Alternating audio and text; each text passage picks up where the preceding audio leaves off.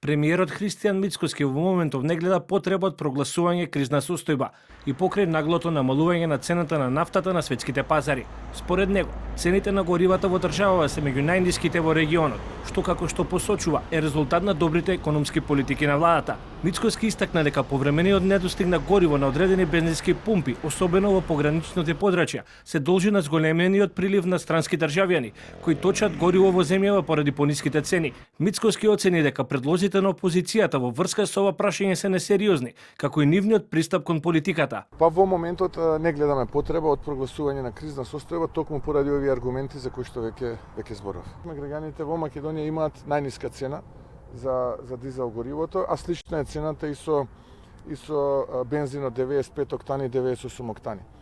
Очекуваме притисок и периодов кој што следи, но имаме доволно количини, разговараме со дистрибутерите и со компаниите кои што ги снабдуваат граѓаните и македонската економија со нафта и нафтени деривати. Во моментот нема опасности од било каков недостаток.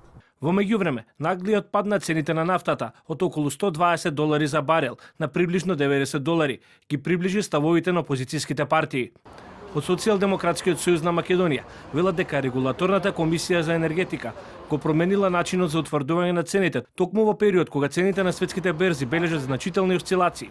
По падот на цените на светската берза, власта дефинитивно веднаш треба да ги намали цените на горивата во Македонија, наместо граѓаните да плаќаат поскапо. Зошто се поскапени цените кога има пад на светските берзи? Со сегашното зголемување, граѓаните плаќаат над 3 милиони евра неделно повеќе. Се поставува прашањето кој има интерес од ова поскапување и каде завршуваат овие пари. Со реакција се огласи од опозицијската Демократска унија за интеграција. Оттаму оценува дека состојбата со цените на нафтените деривати ја покажала неспособноста на владата соодветно да управува со кризата. Состојбата со снабдувањето и цените на нафтените деривати уште еднаш го покажаа целосниот неуспех на владата да управува и да ги ублажи последиците од криза која беше најавувана со недели.